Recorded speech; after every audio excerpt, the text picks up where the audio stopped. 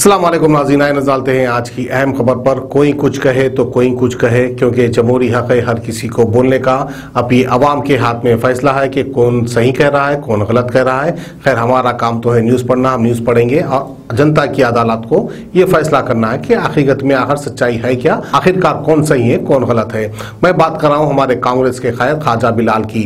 ख्वाजा बिलाल ने सेक्रेटेरिएट के मस्जिदों को लेकर फिर और एक बयान दिया। आइए हम नजर डालते हैं और आपको भी दिखाते हैं कि ख्वाजा बिलाल ने क्या कहा। जो साहब बोले उठते पे टिके हुए रहते हैं लोग। साहब बोल दिए मस्जिद बनती है तो बनती, साहब ट्वीट कर दिए तो खिस्सा खत्म, यही बोलते हैं। साहब अंबरपेट के खुद भी ट्वीट करे, साहब बाबरी मस्जिद के खुद भी बोले, साहब के वालिद मोहतरम भी बोले, और सेक्रेटेरिएट की मस्जिद के खुद भी साहब ट्वीट करे। इसका मतलब बन जाती, भक्तों की नज़र में ट्वीट हुई तो समझते बस बन जाती। मेरे भाई, मेरे प्यारे भाइयों, ज़रा इस्लामी एतबार से भी थोड़ा सोचो। हमारी 2 मस्जिदें सेक्रेटेरिएट में शहीद हुई। कितने? 2। केसीआर बताता है, चीफ मिनिस्टर ऑफ तेलंगाना बताता है कि हम 1 मस्जिद बना के देंगे। वो भी कहाँ बन रही, मैं आपको ये भी बता देता हूँ। मिंट कंपाउंड, जो पीछे का जो मिंट कंपाउंड, जो पुरानी खदीम दीवार है, उसकी जानिब आधी मस्जिद अंदर आधी मस्जिद बाहर। जहाँ पर हमारी साबिका में 724 गज की जो हमारी मस्जिद थी, उस मस्जिद की जगह मस्जिद नहीं बन रही, उस मस्जिद की जगह कुछ और बन रहा, लेकिन मस्जिद के लिए नई जगह बनाए। तो इस पे खामोश। अब थोड़े दिन में देखो आप, फिर एक ड्रामा शुरू होता। पूरे जितने भी है ना शहर के उलमाए, तमाम उलमाए जाके जो है वहाँ पर मस्जिद की संगे बुनियाद रख के आते फिर ट्वीट करते कि मस्जिद बन गई, ये संगे बुनियाद, ये मस्जिद का नक्शा इतनी खूबसूरत बन रही, देखो। अरे बाबरी मस्जिद का झगड़ा क्या किस बात का था? 27 साल तक जगह का झगड़ा था। यहाँ भी वही हाल है, लेकिन वो अयोध्या में वहां पर मस्जिद शहीद की गई है, उत्तर प्रदेश में शहीद की गई है। इस वास्ते साहब रेगुलरली 27 साल उसके बारे में कंटिन्यू बोलते, ये आदत हो गई। लेकिन सेक्रेटेरिएट की मस्जिद पे क्या हुआ? एक बार बोले कॉन्ट्रैक्टर पे केस बुक होना, फिर दूसरी बार बोले नहीं हम मुतालबा कर रहे हैं, करते रहेंगे, हम कर रहे हैं, करे हैं, करते रहे, करते रहेंगे। एक बयान ये आ गया, पूरे लोग खामोश।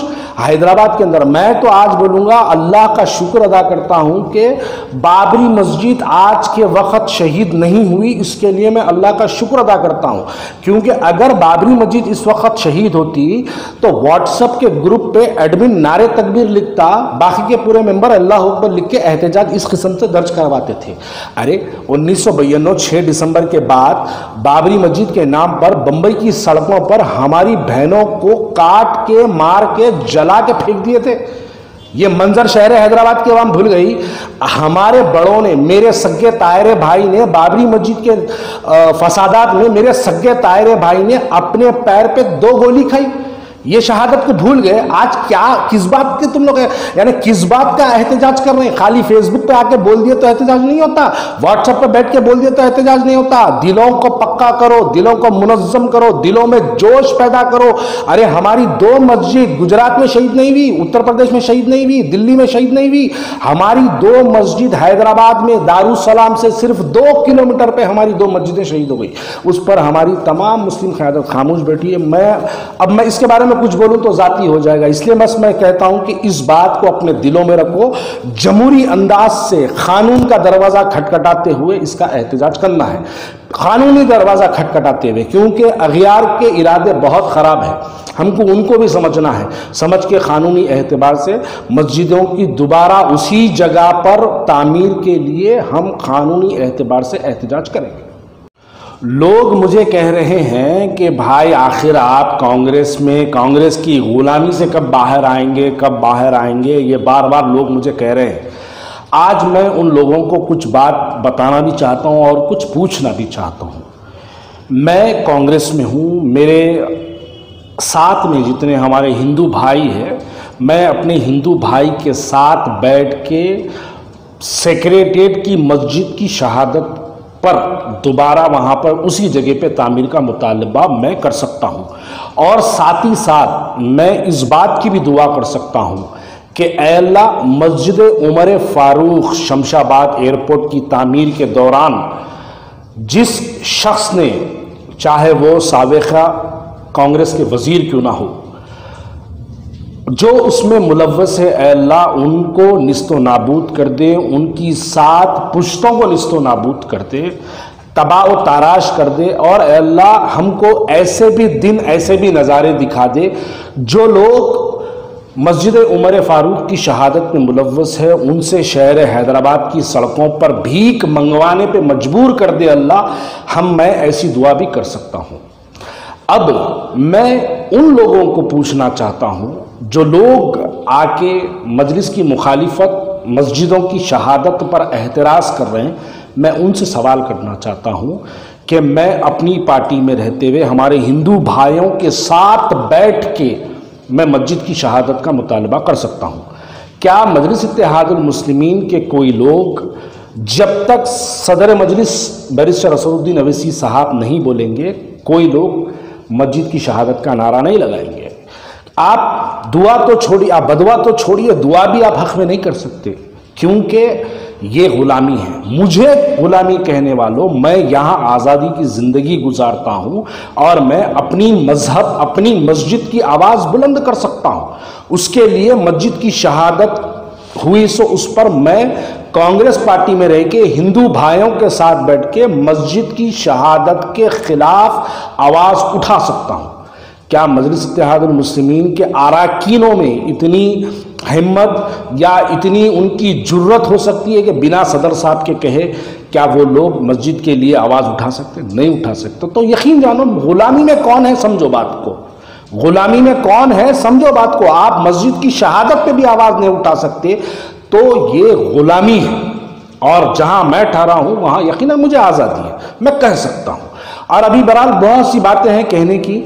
मैं कल अमजदुल्ला खान खालिद साहब का जो है मैं एक ओपन ख़त देखा हूँ, मौलाना रहीमुद्दीन अंसारी साहब के नाम पे लिखे हैं और उनसे कह रहे हैं कि इस उर्दू एकेडमी के चेयरमैन हैं, उनसे इस्तीफ़ा का मुतालबा खालिद भाई कर रहे हैं। तो मैं खालिद भाई को कह रहा हूँ कि खालिद भाई बेचारा वो 2 लाख रुपये हुकूमत की तनख्वाह ले रहे हैं और आप वो भी इस्तीफ़ा अगर उनसे पूछ लिए तो वो बेचारा 2 लाख रुपए के महीने के अखराजात कहाँ से बर्दाश्त करेंगे। उनको भी अपनी ज़ाती अखराजात, ज़ाती शौक़ उनको भी जो है उसके अखराजात कहाँ से बर्दाश्त करेंगे। कहीं ऐसा ना हो कि वो इस्तीफ़ा दे दिए और दारुल उलूम हैदराबाद के जो है यतीम बच्चों की अमानत में ख़यानत हो जाए। बेहतर है भाई, उतने बड़े गुनाह से तो ये छोटा मोटा गुनाह बेहतर है उनके लिए। और तीसरी बात, अगर वो इस्तीफ़ा दे दें तो महाना 2 लाख रुपए के अखराजात उनके कौन बर्दाश्त करेंगे? बैरिस्टर असदुद्दीन अवैसी साहब बर्दाश्त करेंगे या मलकपेट के एमएलए साहब बर्दाश्त करेंगे? अगर मलकपेट के एमएलए साहब बर्दाश्त करते तो सबसे पहले जामे निज़ामिया से फतवा लाना चाहिए कि मलकपेट के एमएलए साहब का पैसा जो है वो जायज़ है नहीं है। इसका फतवा सबसे पहले जामे निज़ामिया से लाना चाहिए। और एक खालिद भाई, मैं आपको और एक बात कहना चाहता हूँ, आपने अपने ख़त में मौलाना रहीमुद्दीन अंसारी साहब बल्कि आपने लिखा है, तो मैं आपसे गुजारिश करता हूँ कि आप जामे निज़ामिया को एक ख़त लिखिए, ख़त लिख के पूछिए कि इनको मौलाना पुकार सकते हैं या नहीं पुकार सकते हैं। क्योंकि हमने नहीं देखा कि वो कहीं के जो है आलिम या फाजिल या कामिल या हाफिज़ वो कहीं से जो है फ़ारिग़ है, उसके तालीमात की डिग्री तो जो है शहर हैदराबाद के सामने नहीं है। तो मैं कहता हूँ खालिद भाई बेचारे को वो 2 लाख रुपए कमा ले रहे हैं तो रहने दो। उनके अखराजात कौन बर्दाश्त करेंगे भाई? बहुत बड़ा मसला है, क्योंकि डीजल है, गाड़ी है, पान है, उनके बहुत से खर्चे, तो वो बर्दाश्त कोई भी नहीं कर सकते। तो खालिद भाई आपसे गुजारिश है कि मौलाना का पीछा छोड़ दीजिए और मौलाना को जो है जो कर ले रहे हैं बेचारे कर लो, वरना ऐसा होगा दारुल उलूम हैदराबाद के यतीम बच्चों का पैसे में जो है उनके वो जो उनका हक़ है, कहीं ऐसा ना हो कि यतीम बच्चों के जो है हक़ तलफ़ी हो जाए। वो 2 लाख के अखराजात बर्दाश्त करने के लिए कहीं बेचारे जो है इन बच्चों के जो है हक़ पे हाथ ना डाल दे, इसलिए बेचारों को रहने दो। शुक्रिया। किडनी के अमराज से परेशान मायूस लोगों के लिए खुशखबरी, R&S यूनानी फार्मेसी किडनी और गॉल ब्लैडर स्टोन के खात्मे का जरिया। अब UNI स्टोन कैप्सूल्स के जरिए खात्मा कीजिए। No operation, no side effects, 100% result. सिर्फ UNI स्टोन कैप्सूल से मुस्तहिक लोगों के लिए खुसूसी रियायत। फिर से पथरी न होने का मुकम्मल इलाज, दर्द, कॉन्स्टिपेशन और पुराने कब्ज से निजात पाइए। आज ही तशरीफ लाएं। R&S यूनानी pharmacy, 1st floor, syndicate bank, Bahadurpura X road, Hyderabad. Contact 9703 939 436 9063 383760।